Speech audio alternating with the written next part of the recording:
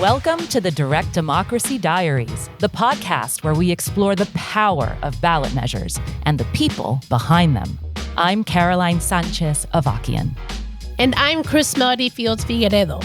Join us as we dive deep into the stories, strategies, and successes that are shaping the future of our democracy, one diary entry at a time. Hey, y'all. I'm Chris Melody Fields Figueredo, and welcome to the very first episode of the Direct Democracy Diaries, powered by the Ballot Initiative Strategy Center. I am your co-host and also the executive director of BISC, Chris Melody Fields Figueredo. And this is it. This is our first episode, Caroline. I am so excited. And I am Caroline Sánchez-Avakian, your co-host, BISC Strategic Communications Director. And I am so thrilled to be your co-host, Chris, on this journey. I am so excited. This podcast is all about the power of ballot measures. And you're going to hear it in this first episode, the incredible people behind it, like Desmond Meade, our first guest, who are using them to build a more just and joyful democracy. You're going to hear all the real stories, all the big wins, all the tough lessons, and all those behind-the-scenes moments that don't always make the headlines. So, whether you're an organizer, a policy nerd, or just a little curious about our democracy, you belong here. That's right. We're going to build people power with heart, with strategy, and yes, with a little bit of fun too. This is Direct Democracy Diaries. Let's dive in, Chris. I am so excited to join our first guest of Direct Democracy Diaries, Desmond Meade. He is a MacArthur Genius Fellow, a Time 100 honoree, the president of the Florida Rights Restoration Coalition, and he's a former BISC board member. Beyond these incredible accomplishments, Desmond is also a true force behind real, lasting change. He led the grassroots campaign that passed Amendment 4 in Florida in 2018, restoring voting rights to over 1.4 million returning citizens, the largest expansion of voting rights in U.S. history for over half a century. His journey from incarceration to national changemaker is nothing short of remarkable, and I am so honored to call him friend. Desmond, welcome to the show. You're our first guest. Yay! Wow. I was worried that my smile was going to get stuck in place because you were saying just so many good things, and I just couldn't stop smiling. But listen, I'm excited to get to hang out with you and Caroline. Like for the first episode. And then we talking about diaries. And so when I'm thinking about diaries, I'm thinking about, man, we telling some secrets and some intimate thoughts and everything. And I get to do it first with you guys. So I'm happy to be here. Oh, I'm so glad, Desmond. So I know you super well.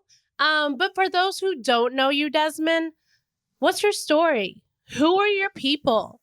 And what led you into this work? Oh, man. I like to say that I'm just an ordinary guy that did some extraordinary things in extraordinary moments because of just my personal experiences. Back in 2005, I remember standing in front of railroad tracks waiting on a train to come so I can jump in front of it. That day being homeless and addicted to drugs and recently released from incarceration, I didn't see any light at the end of the tunnel. And I just felt as if I was a disappointment to family and friends, and I wanted to end it.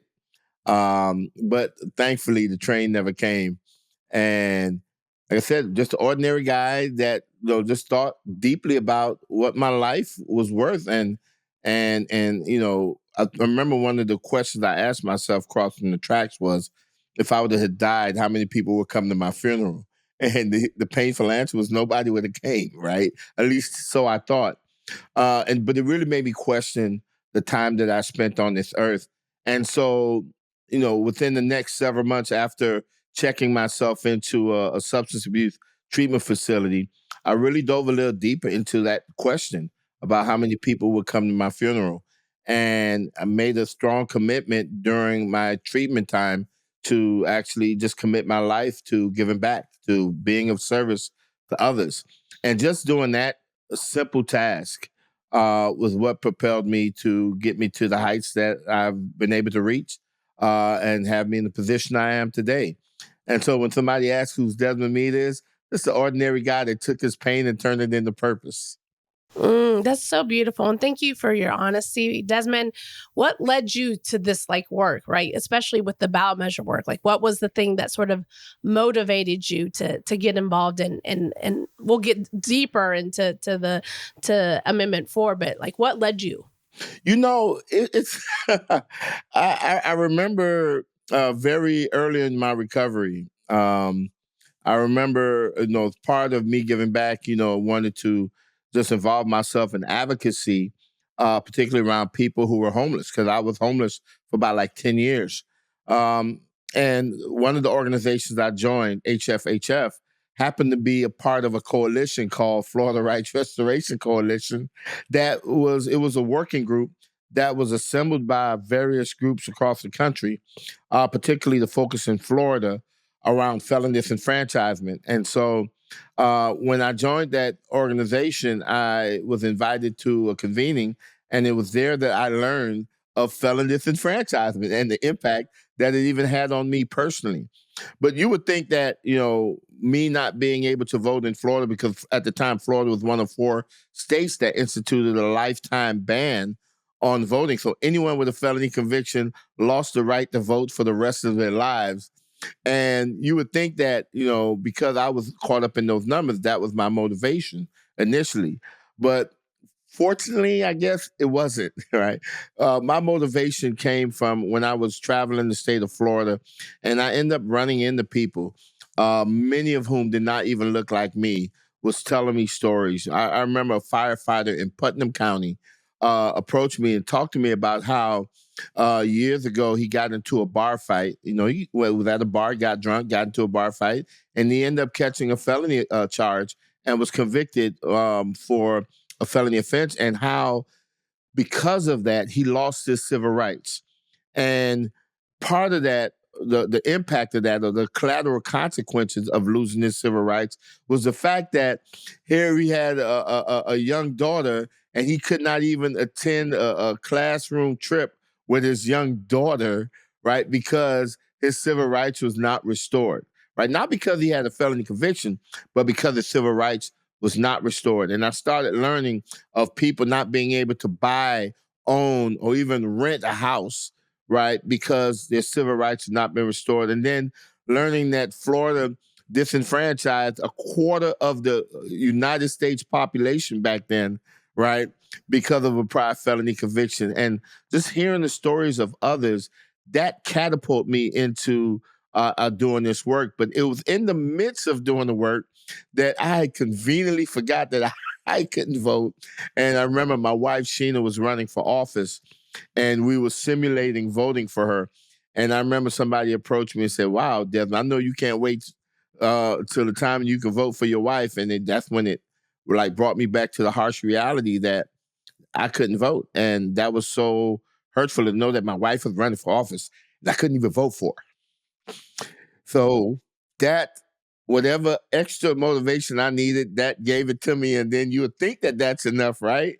But even afterwards, running into people across the state, that was with tears in their eyes, telling me how they're scared that they're going to die before they get to vote again, and how much they yearn for it.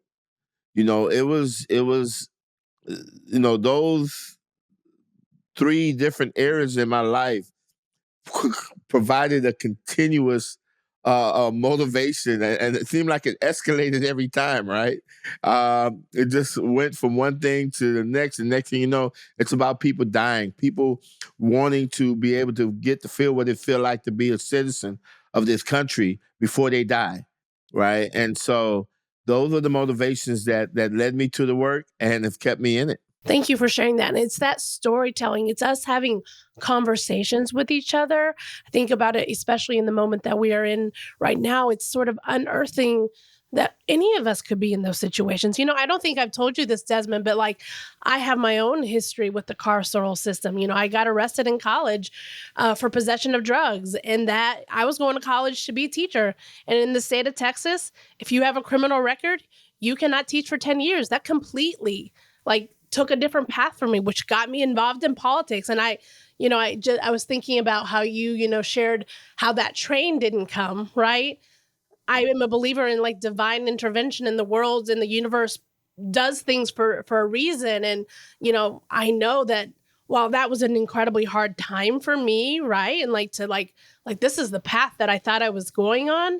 It happened for a reason. It led me to today and to be in this conversation with you and Caroline and do this work. And but it is those conversations. It's us sharing our stories. It's hearing other people's stories that I think is so incredibly important. And I know that is a lot of what you were doing, with Amendment 4 and the rights restoration, ballot measure. It took many years, right, of issue education to prime folks in Florida, right, to be ready to vote for this issue, right? It wasn't, and I would love for you to share that story. I think it was 7 years before you actually went to the ballot. So tell us more about that process, how it started. What were some of the challenges that you faced, and what made y'all ready to go when you did? And let me tell you, right, you're right. It took years. When you were saying it, I was thinking like, wow, yeah, it sure did. Right. But I think the biggest challenge was not necessarily in convincing the people to vote for it. I think that was the easiest thing to do. Right. The biggest challenge was getting the establishment to even believe enough in what I was trying to do. And even bigger than that was getting them to believe in me. Right. To believe that I could actually lead a movement, that the people closest to the pain are often the ones closest to the solution. And it's not just a phrase, but it is something that is applicable. Right. And so it took many, many, many, many, many, many, many years to get the gods that be to even think that this may be something worthwhile. And even then, you had to convince a lot of people all the way up until the date of the election when we actually won. We blew it out of the water, at 65% of the vote. But I think what was so key was recognizing early on. And, when I go back to when I was saying about how I was traveling around the state and running into people, like that fireman in Putnam County, he was a white guy and he was Republican, running into other folks. Sam, I'm not going to mention his last name, but in Escambia County or Walton County, people in the people in so many different places. I've seen so many different hues and shades and people from all walks of life and all political places, political persuasions. It actually led me to, and I think it was so crucial, was to start out looking at this as an all-American issue, right? Like hot dogs and baseball and apple pie and Chevrolet, right? That, man, wait a minute. We can actually use this issue as a way to unify or bring people together. We could actually use this as a test to see if we can really align people along the lines of humanity. And I remember telling my friend, and who ended up eventually becoming my deputy director, Neil, that, because he's a political operative. He was an ex-political operative. So he, as a matter of fact, he helped author and channel through the voting, the last major voting rights act in Congress, right? And I think that was in, if I'm not mistaken, in '94 or something. But I remember him approaching me and talking to me about, we need an enemy, right? Because every fight needs an enemy. We got to point to the bad guy. And I remember laughing at him and said, bro, no, we don't need an enemy. I said, our challenge is to get people to see us as human beings first. And if we can do that, we're going to be okay. But we don't have to use an enemy in this particular case, which was unheard of. How could you not have, how could you have a political campaign and not have an enemy? We have to have a Darth Vader, right? I mean, Luke Skywalker wasn't just battling himself, but then if you really stopped and think about Star Wars, most of his battles and challenges was internal.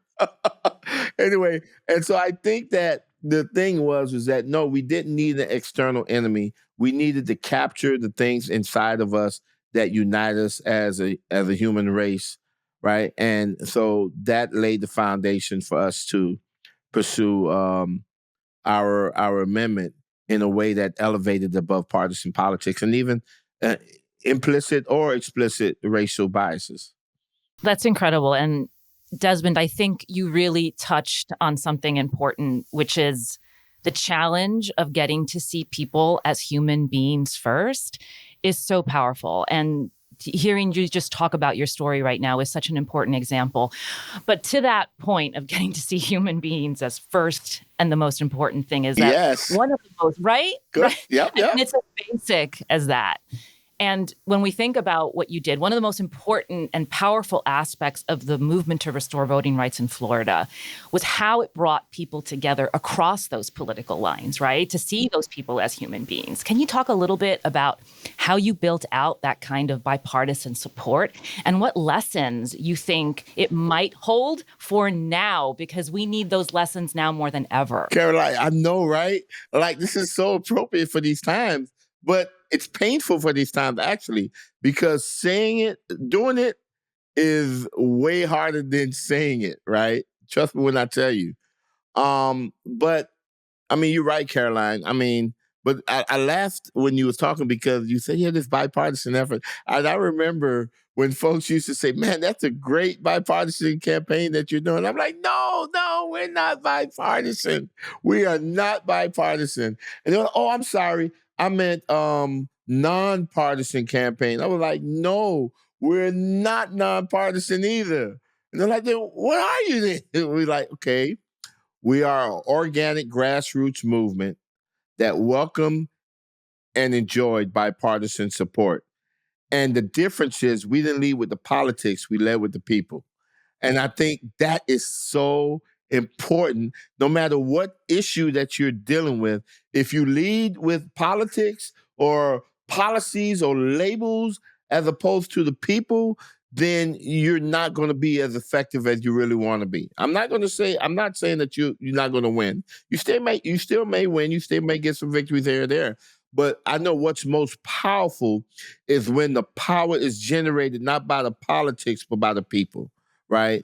And the more diverse group of people that you can get, the more powerful it is. I knew in Florida, I mean, come on, Florida is like 3 states in one sometimes, you know? I mean, you never know what you're going to get. It's like a box of chocolate in the Forrest Gump movie, right? You never know which one you're going to get. And I knew that it was so divided that not just one set of people or one group of people is going to actually help you win. I knew that. I remember when I first learned about felon disenfranchisement, I thought it was only black people that were locked up, only black people that couldn't vote, because everybody put so much emphasis on the impact it had on the African American community, right? But sadly, you know, I mean, at the end of the day, when you look at the population, African Americans are only 13% of the population or 14% of the population. And so even if it was only just a black issue, that I needed more than just black people to be passionate about it, right? And to actually vote for it. But when I looked, what I discovered was, yeah, the felon disenfranchisement disproportionately impacted the African American community. But when you looked at pure numbers, I mean, back in 2000 and 10, you know, 2011, I think the disenfranchised population was about 1.54 million, right? Guess what? There were more people who couldn't vote that did not look like me than did. And African Americans really only accounted for a third, right? A little less than 500,000 of those individuals were African American, which meant that it was over 1 million people, right, that were white, that were whatever, you know what I'm saying? And that was the other thing too, this disillusion or this facade that African, if someone's African American, that means that they're Democrat or they're progressive, whatever, and that couldn't be further from the truth, right? Because there is no one race, right, that has a monopoly on political parties, but yet everybody tried to pigeonhole African Americans into that. But understanding, that number one, you're just not going to get Democrats to win. Number two, you're not just going to get Republicans to win. Number three, you're not just going to get whites to win, and you're not going to get blacks to win. That you have to get a collective, right? A group of people, which meant black, white, left, right, conservative, progressive. It didn't matter. You needed everybody hands in this. And the reality is that when you looked at the people who were impacted, guess what? It impacted everybody, right? Substance abuse, right? Whether it's alcohol or drug addiction, does not discriminate. No race or political party, right, or even socioeconomic class have a monopoly on drug abuse or alcohol abuse.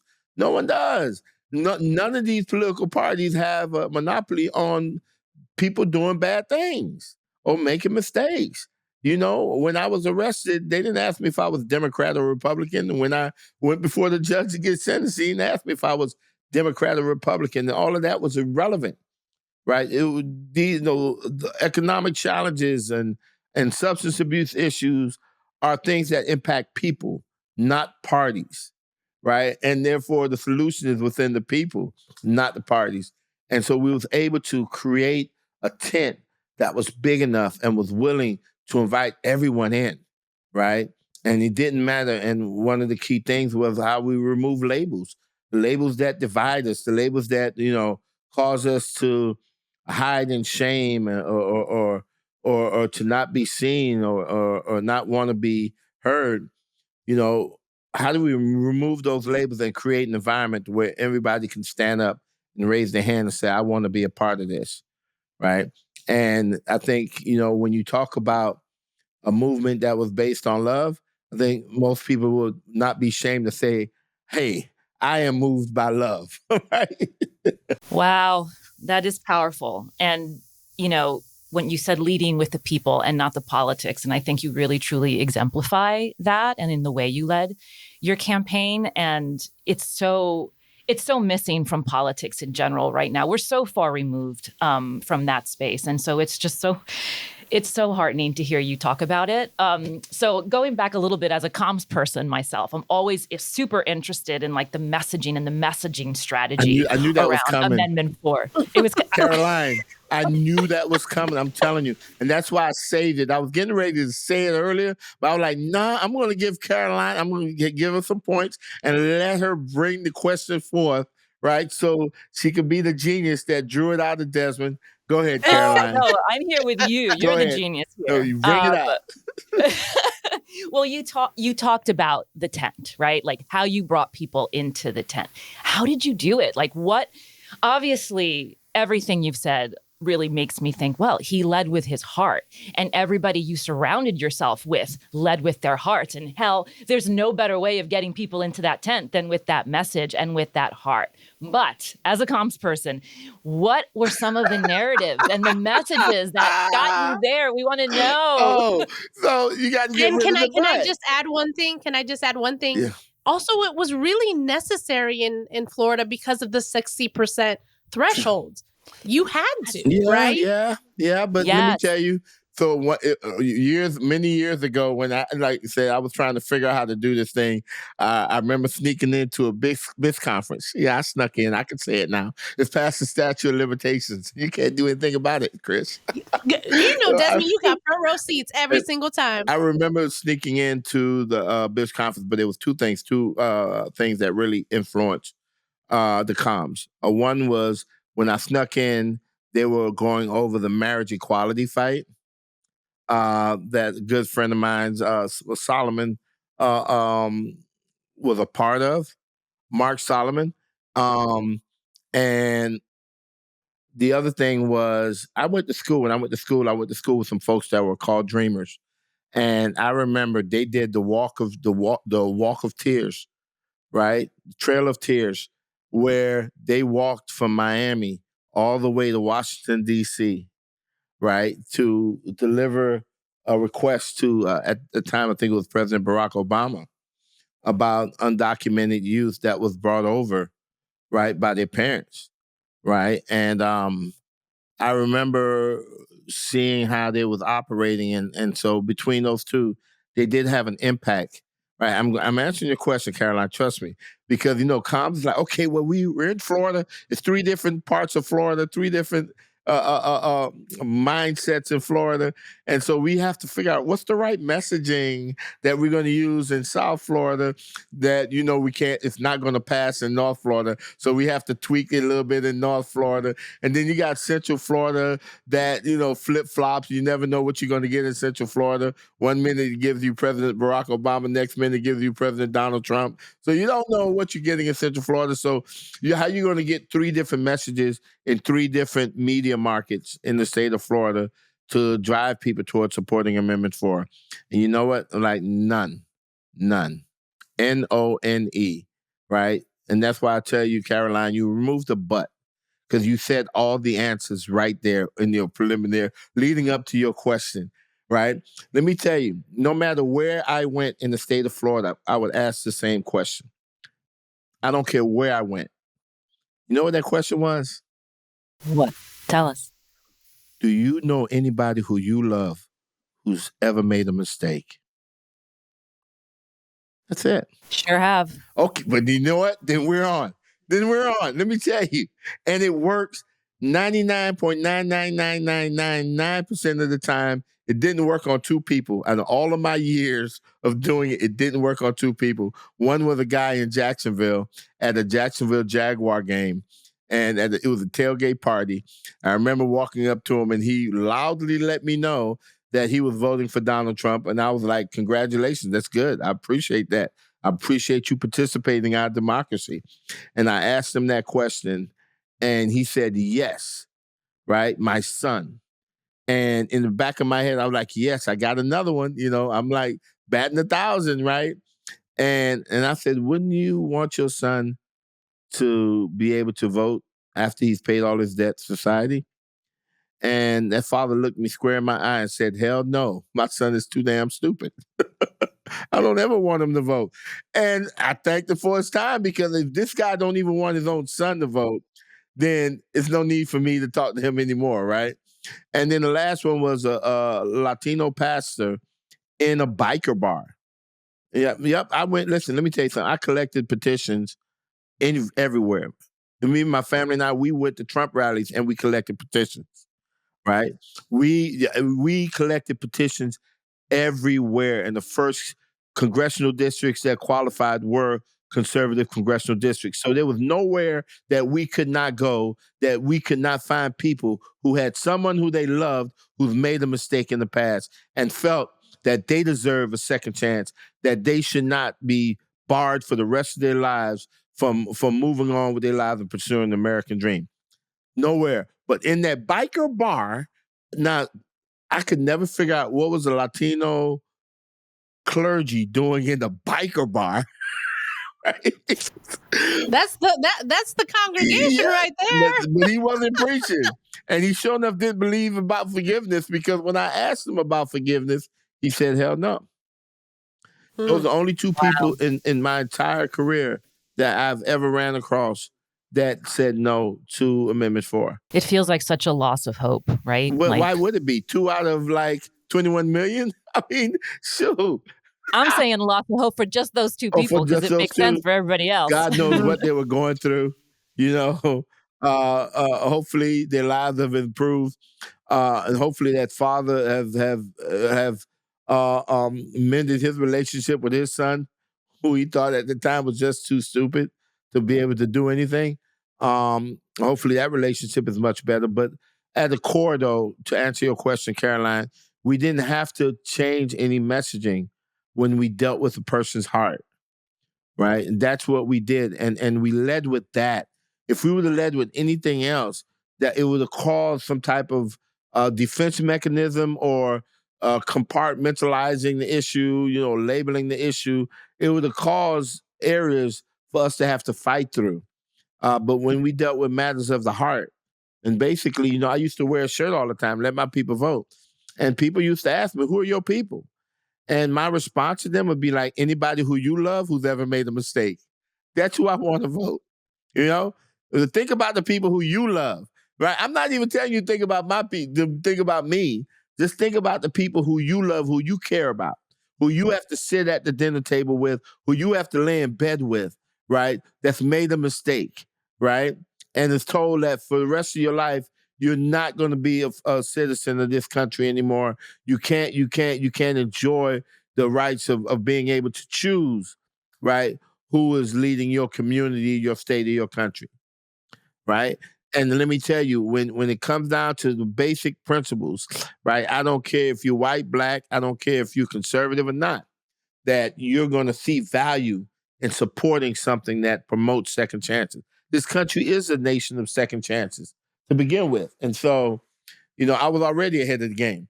Absolutely. You mentioned Desmond also, and I just want to go back for a second when you just said in terms of like any comms folks that are here or like are new to communications, and we're thinking so much about the resonating narratives and the messages, and it's like you skipped the brain part and went right to the heart, right? And that is it's so hard to do for folks, because we always want to lead with the message. Like, how do we make them understand? And it's like your campaign, you made the heart understand first. And we know that. That's instinctual, right? That brain could be tricky. You think that if I tell people the truth, that if I just give them facts, that's gonna people's minds does not work like that. It is way more complicated than that, right? And so you can go out in the wilderness and try that, all these different scientific theories, and I think they're correct. But to be able to navigate that individually when you're dealing with millions and millions of people, because everyone has their own unique experiences, right? And so you may be able to get one or two, but you're going to lose 8 or 9, right? And so how do you wait? Right here.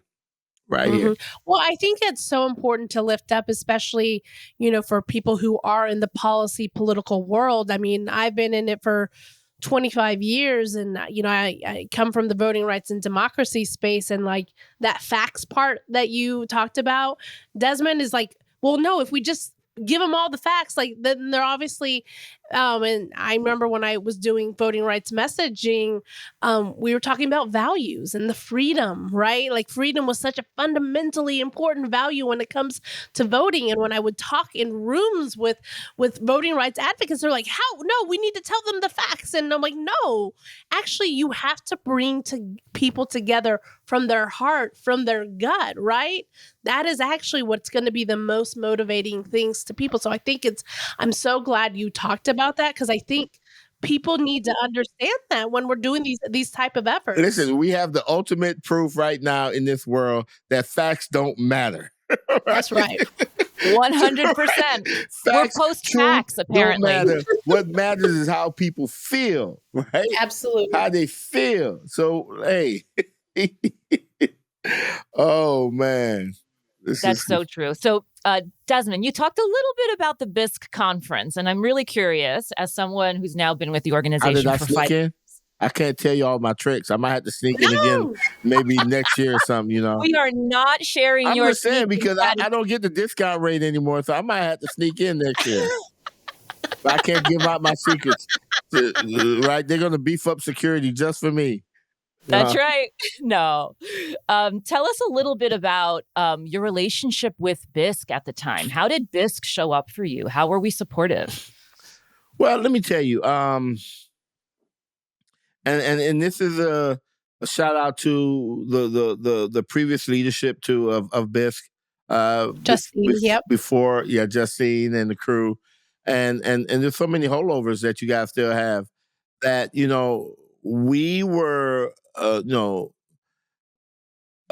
group of people who like never did a ballot initiative before. Like listen, I would like to be like somebody that said, yeah, it came to me in a dream. I don't know how it came to me, but all I know was that this was something that was placed on my heart to do by divine power.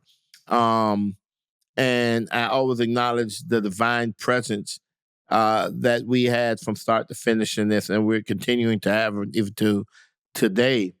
But in addition to the divine presence, were how the universe was lining up strategic people or organizations along the way and removing some along the way. The people that you thought you needed, divine alignment would move those out the way. And when you think all is lost, no, it's this thing. It's unexplainable.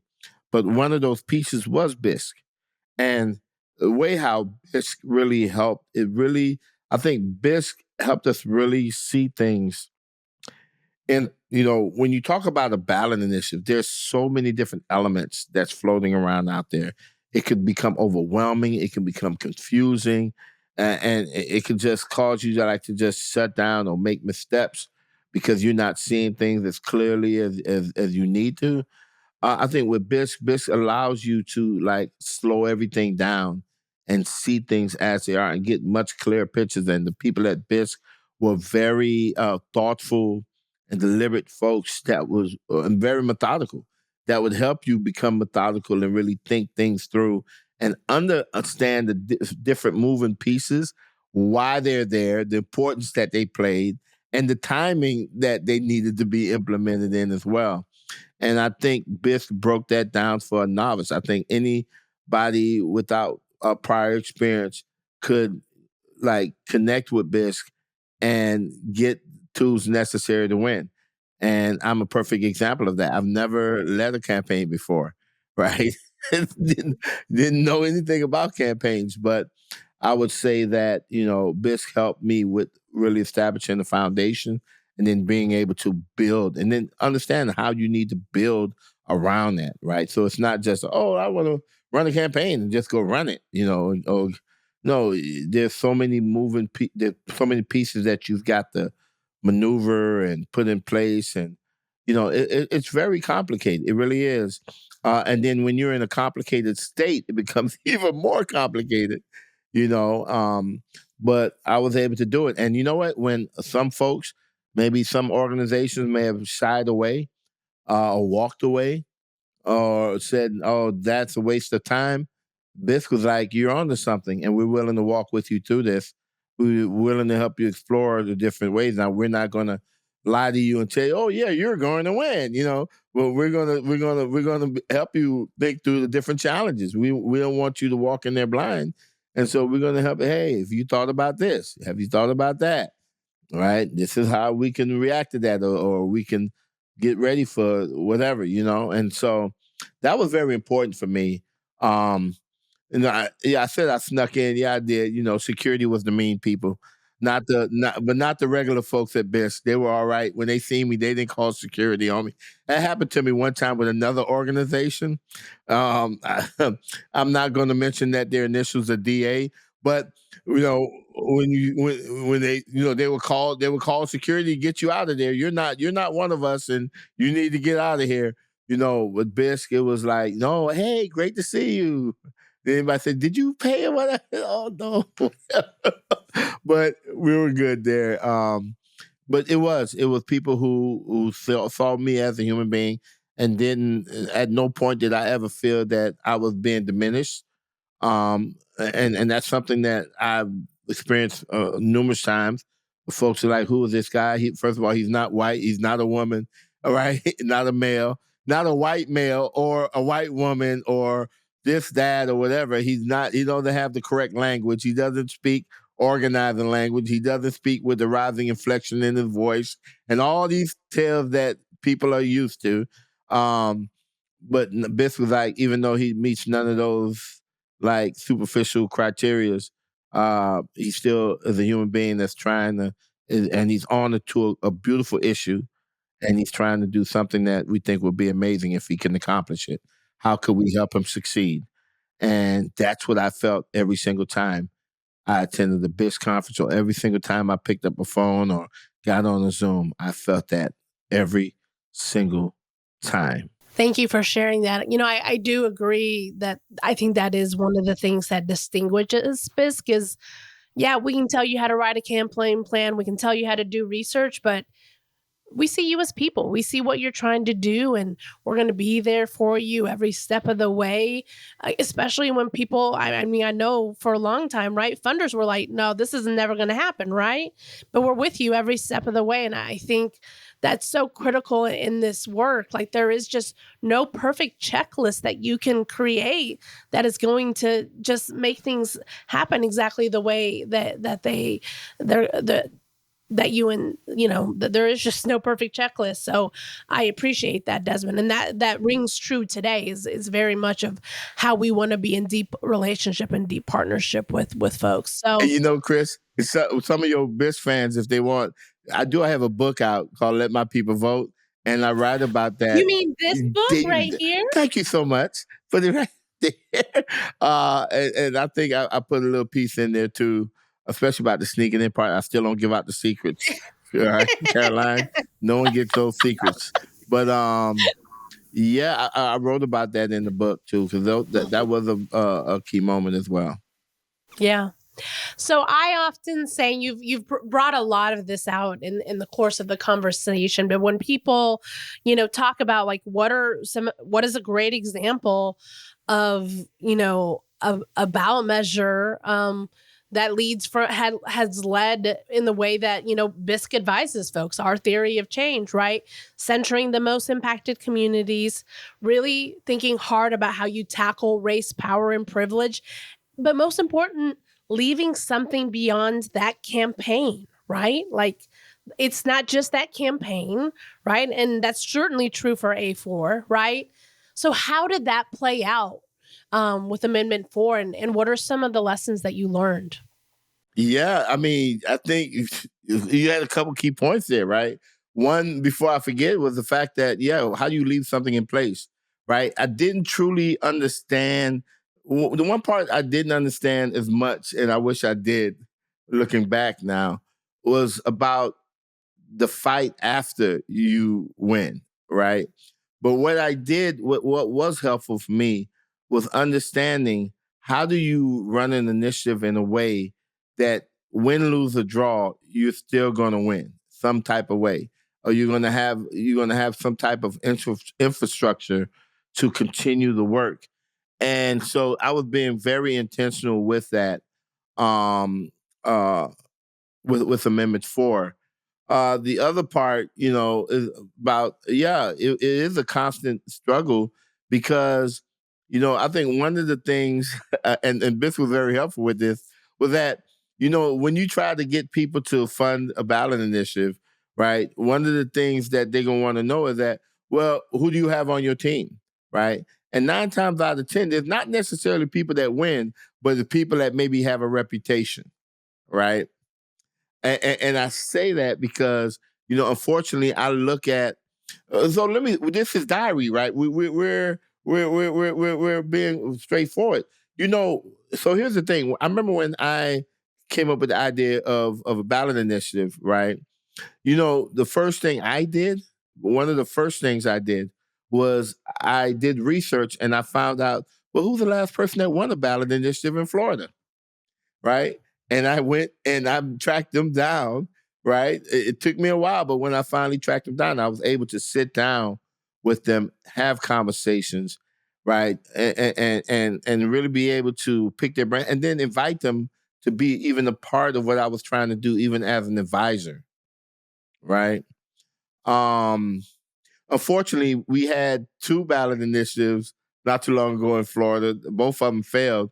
And the one common element in both of them was neither one did that. Neither one, right, sought to have a conversation with me, right? The last person that won a major ballot initiative in the state of Florida, right, with a 60% requirement, and neither one of them did that, right?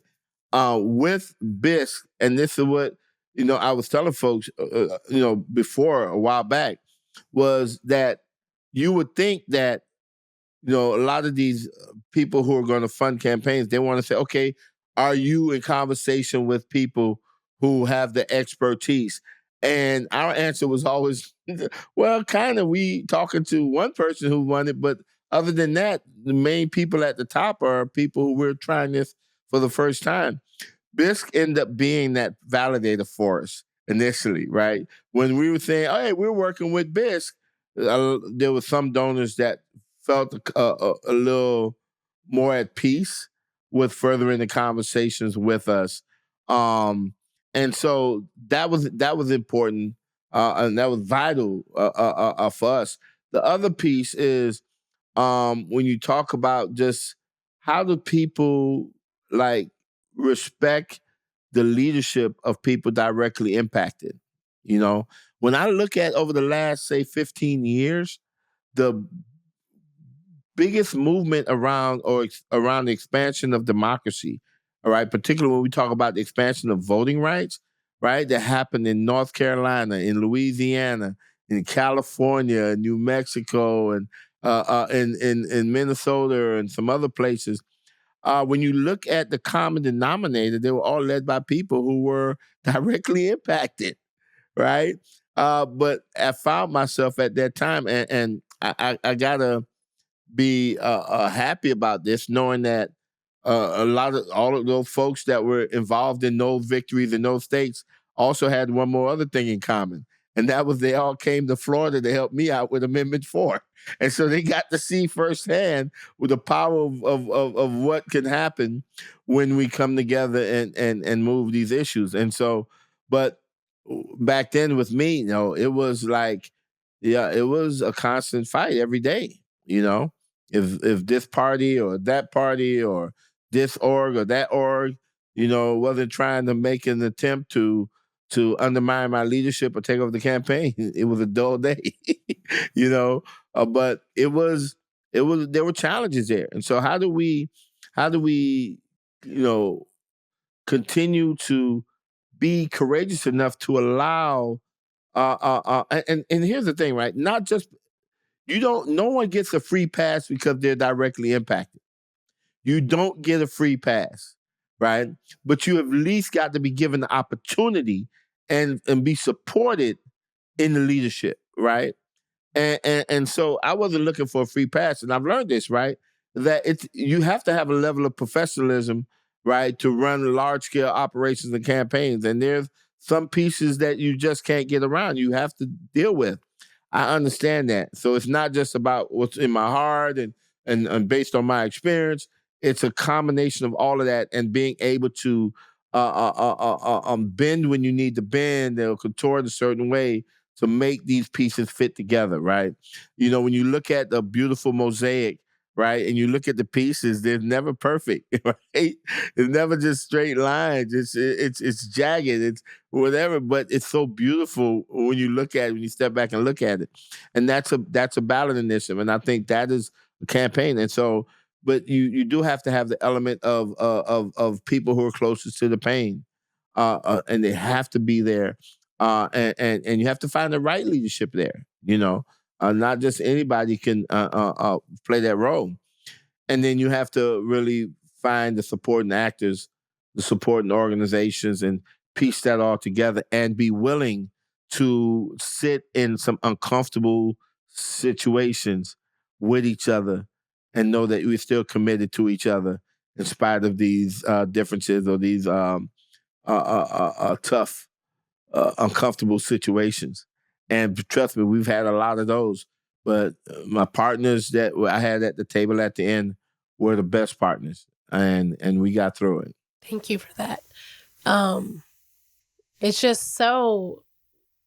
I mean, I know this story so well, but every time I hear, and I did bring out the book, but I honestly, everybody buy Desmond's book, but actually listen to the audio tape because you get to hear it in Desmond's voice, which is like, it's a whole other, it's just listening to you tell that story. It's beautiful.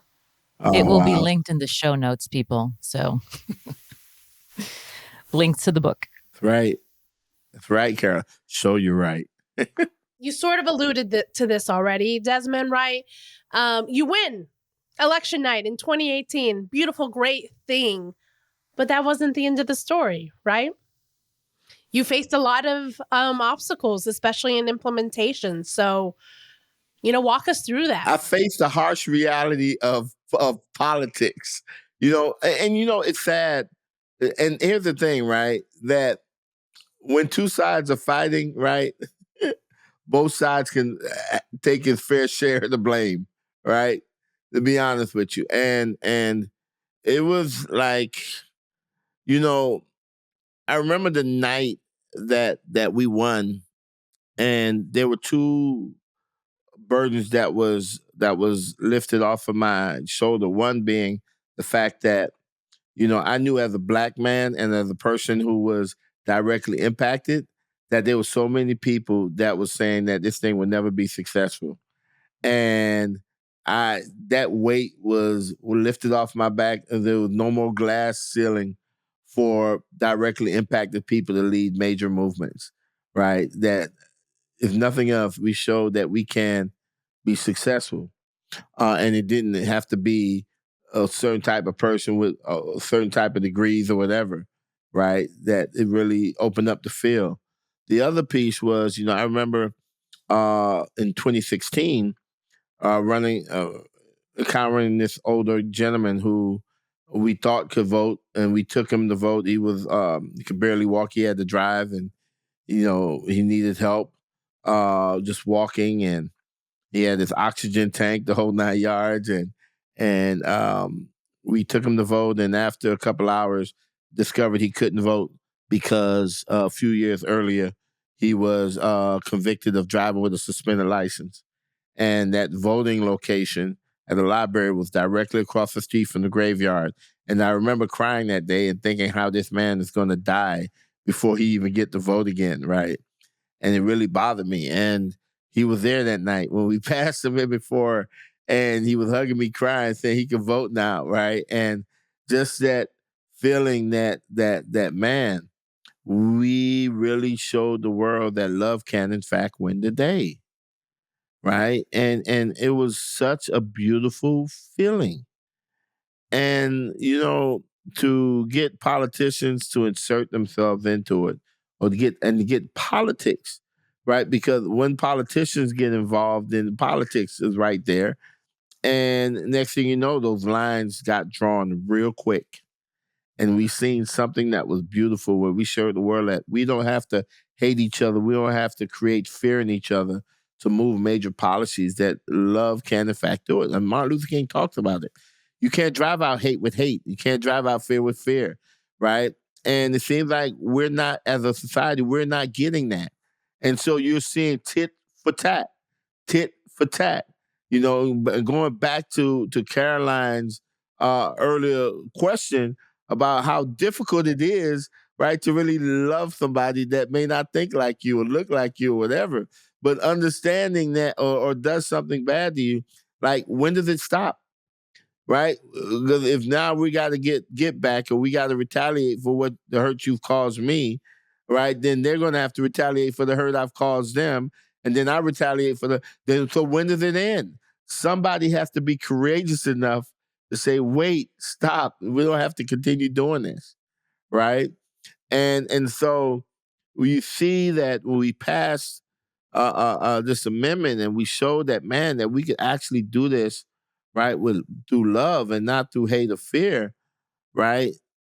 To see then the politics come into play, and all of a sudden everything is drawn along the lines of Democrat or Republican, black or white. It was heartbreaking. And I remember the very first thing I did was I told everybody I'm registering as an independent. That's it. I don't want to play this game anymore, right? Uh, uh, um, I was just tired. I was like, no, I'm not, because I seen the politics being played on both sides, right? And I seen the harm being caused on both sides. And while they're fighting up there, it's the people who are closest to the pain that's getting hurt, right? While politicians are fighting about drinking water, right? Families in Flint, Michigan was being poisoned, right? And so even when we look at the floods and the, disasters that this country faced, right? or even during the COVID, what I told folks is that when politics is involved, people die, right? When people are involved, man, we get to see some beautiful things and people live. We see people responding to each other along the lines of humanity and doing amazing things that make this country great, right? It's not the politics. Politics don't make our country great. It's not the policies that make our country great. It's our ability to love each other in spite of our differences that make this country great, right? To stand up for each other in spite of our differences, to put our lives on the line for each other in spite of our differences. Those are the things that make this country great. It ain't about whether you're a Democrat or Republican or black or white. None of that makes it, none of that, none of it. And just to have to go through that and see that, at the end of the day, when it got down to the technical spot, now we knew what the undertones were. They were all political. It was purely political, but it's centered on a simple phrase: completion of sentence. That was it, completion of sentence. And one side said that completion of sentence meant one thing. The other side said the completion of sentence meant something else.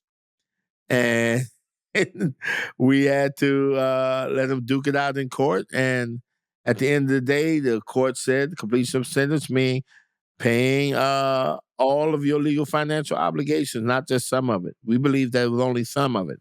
So let me say it again for clarity. We believe that it was only some of it, but the courts said it was all of it, and so we had to adjust. And that's what we've been doing for the past several years afterwards, and still fighting the different attempts at voter intimidation and discouraging or suppressing votes, and we're still fighting through that. But I wish I would have known or been more aware of how easily this could have dissolved into something so beautiful could dissolve so quickly into something so political. I don't know if I could have done anything different, but it would have so enough been better to know what was coming, what was upcoming ahead of time. So it wouldn't have been such a major disappointment to me those 2 years after we passed it. Yeah, understood. And in hearing you talk about that, Desmond, I think of, the theme of our season right now for this podcast is why ballot measures, why now, right? So could you answer that question for us? Why are ballot measures so important in this juncture? So let me tell you my motivation for Amendment 4, right? Because when I looked at, I seen that we had worked hard, the coalition had worked hard to change some of the policies around felon disenfranchisement. And we've seen some headway there in Florida. The last victory we had was when the governor at the time was Charlie Crist, who was Republican at the time, adopted a policy that allowed for the automatic restoration of rights for people who were convicted of less serious crimes, right? Before that, the governor before him was Governor Jeb Bush. And Governor Jeb Bush, 4 years in office, over 75,000 people were able to get their civil rights restored, to include their voting rights. Under Governor Crist, in his 4 years, over 150,000 people were able to have their civil rights restored. And right after he left office after 4 years, the new governor, which was Rick Scott, who's the current senator for Florida, he reversed those policies, right, and made it even harder for people to get their civil rights restored, right? And it was so hard that in his 8 years in office, probably maybe a couple hundred. I don't even think a couple hundred people did. And I know that even in the 7 years or 6 years for our current governor, not too many people. It never reached the amount that it reached with Governor Crist or with Governor Jeb Bush, which, let me say, were both Republican governors at the time. All right. And there were times when we went a whole year and less than 10 people had their rights restored. Right. And so he made it real hard, but it opened my eyes because I was like, wow, you mean with a signature on a piece of paper, 4 politicians could decide which American citizen get the vote and which American citizen don't get the vote, right? And I was like, well, for me, the most important indicator of citizenship was being able to vote. And so, nothing speaks more to citizenship than that, right? To have the power to determine whether or not someone is a second-class citizen, to have that power in the hands of any politician, I think was a bad thing. Whether they're Democrat, Republican, Independent, whatever party they're, it doesn't matter. Because when you put that kind of power in the hands of politicians, you will always leave space for partisan politics to impact the decision-making process, right? It's going to happen, period. You see it. People, we talk about even like how states are drawing lines, right? And guess what? The same thing that you see in conservative states, right? You actually see it in progressive states. Like folks, politicians, when they get in office, their number one job is to stay in office. And so they're going to do things or they're going to support policies that would allow them to continue to remain in office. And so partisan politics will always have an influence or inroad to influence decisions. Unfortunately, our Constitution starts with 3 words. We the people, right? Not we the political party and none of that, right? And so what we're seeing is the political parties have hijacked our Constitution, have hijacked our way of life, have hijacked our democracy, and they've done a horrible job. Well, actually, they've done a good job, if you want to look at it, of destroying it, right? All right? And so ballot measures are necessary because what I saw back then is so relevant now is that some things you just cannot leave in the hands of politicians because they'll show their unwillingness or they'll show their ineptitude or they'll show their partisan colors in addressing the issues that we need them addressed. And the issues that we want are issues that impact all of us as a people and not just a political party.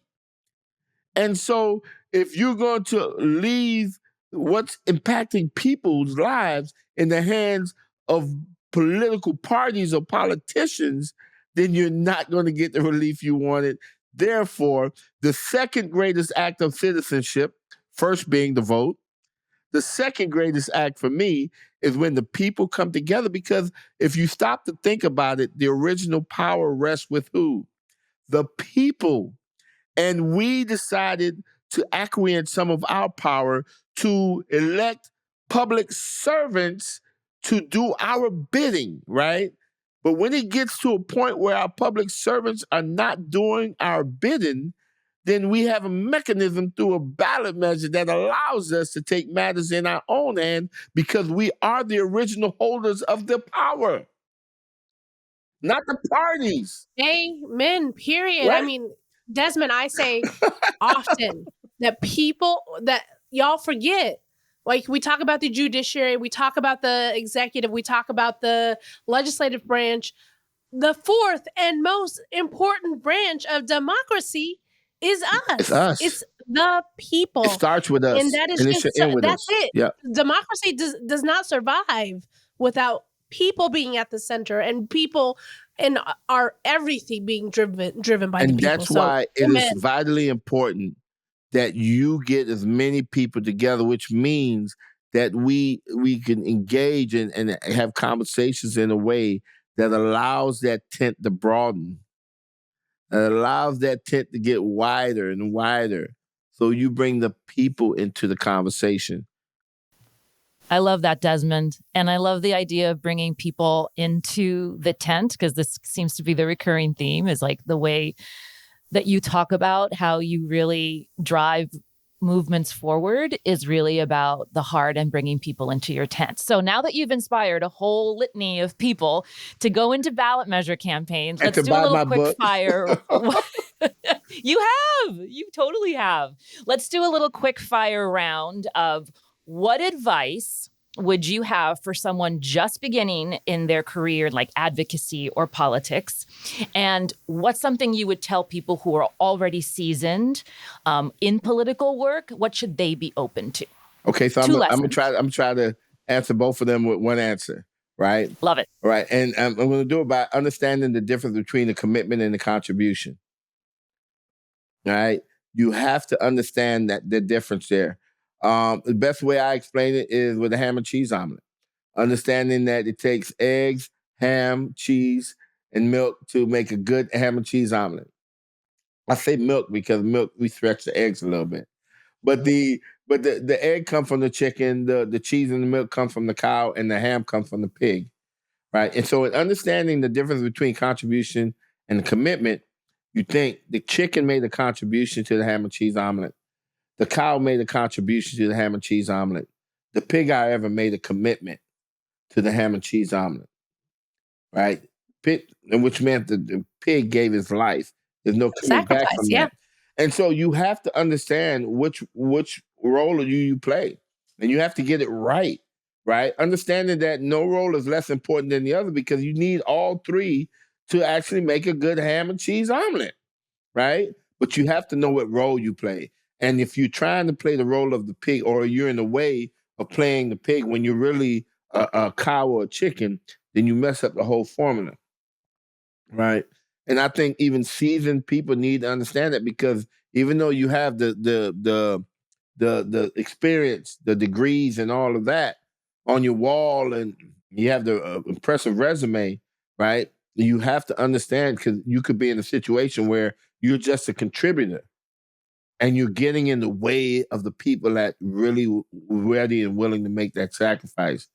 And when you're getting in that way, you're preventing great things from happening, right? The same thing as a new person coming in is that you find your role where you are, and that's where you will thrive. You will burn out in the other way. Thank you. Such a great analogy. So as we close, and you've heard me say this, Desmond, the sort of call to action, especially when I took over leadership of BISC, and you've so beautifully woven this throughout the conversation. But my call to action, and you've heard me say this, is we need to make ballot measures love letters to our people, right? And, this is called the Direct Democracy Diary. So if you were writing that diary entry, right, how was Amendment 4 a love letter to your community? Dear diary, as I sit here reflecting on the passage of Amendment 4, I could see how Amendment 4 was a love letter to people in Florida. How we said that we actually can accomplish great things when we put those who we love at the forefront of our actions, as opposed to our parties or our political leanings or our religious leanings or whatever. It showed that how when we can believe in forgiveness, redemption, and restoration, how we believe that anyone makes a mistake and everyone deserves a second chance, how that can turn into something beautiful. That is so well said, Desmond. I have chills. Yeah. I feel it's so deep. that love can win the day. Oh yeah, I believe, yes. That love letter we signed with love can and will always win the day. Yes, amen. Desmond, thank you for being our first podcast guest. Thank you for sharing your love, for always writing that love letter to your community, regardless of who you are and what path you may have taken, that mistake you might have made in life. Like that, you were such an embodiment of when we lead with love, anything is possible. So thank you so much. Awesome. Thank you, Desmond. All right, thank you. Thanks for listening to the Direct Democracy Diaries. If you enjoyed today's episode, leave us a message on our socials at Ballot Strategy and check out our website at ballot.org for more updates, insights, research, and so much more. Can't wait to see you next time. Keep fighting for change, one ballot at a time.